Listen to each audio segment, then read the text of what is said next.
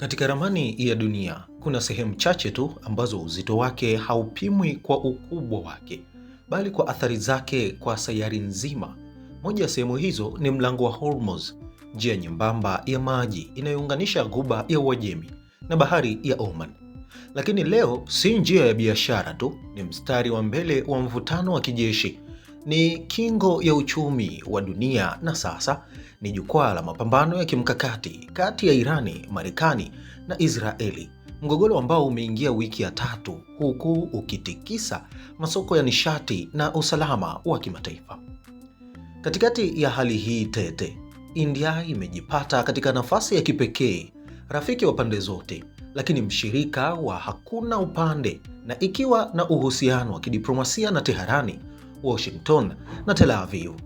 India imechagua njia ya tahadhari, kuto kuegemea upande wowote, huku ikilinda maslahi yake ya nishati, na maslahi hayo si madogo, huku takribani nusu ya mafuta na gesi inayotumiwa na India hupita mlango wa Hormuz.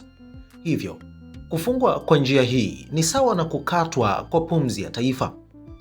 Katika hatua iliyochukuliwa kama ushahidi wa tahadhari na ustadi wa kidiplomasia, meli mbili za India zilizobeba gesi ya kupikia zilifanikiwa kuvuka mlango huo uliokuwa karibu kufungwa kwa meli za kibiashara. Hakukuwa na ulinzi wa kijeshi ulio wazi, hakukuwa na msafara wa manowari, bali kulikuwa na kitu kimoja tu: mazungumzo ya kimya yaliyofanyika nyuma ya pazia. Hatua hii imeonekana kama ushahidi kwamba hata katika mazingira ya vita, diplomasia inaweza kufungua milango ambayo silaha haziwezi.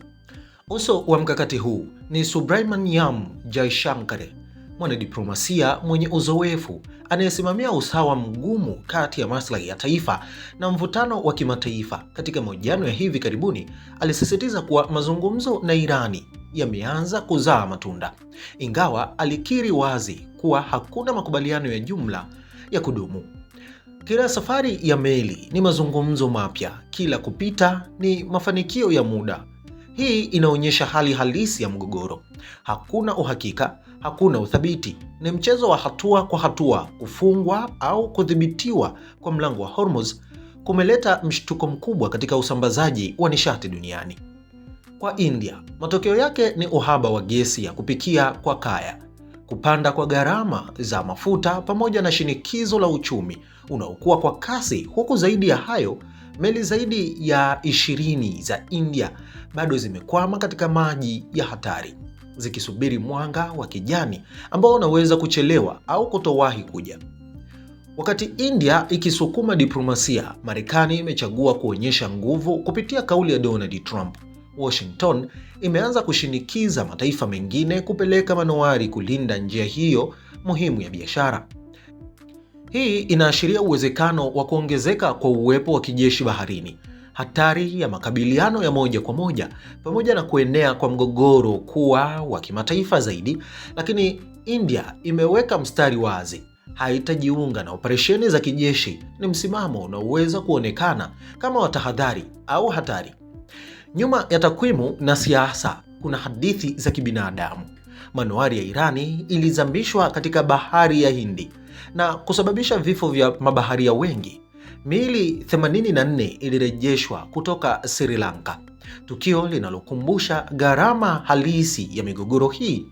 India kwa upande wake iliwahifadhi manusura na kuwarejesha kwa usalama, ikituma ishara ya ubinadamu katikati ya mvutano.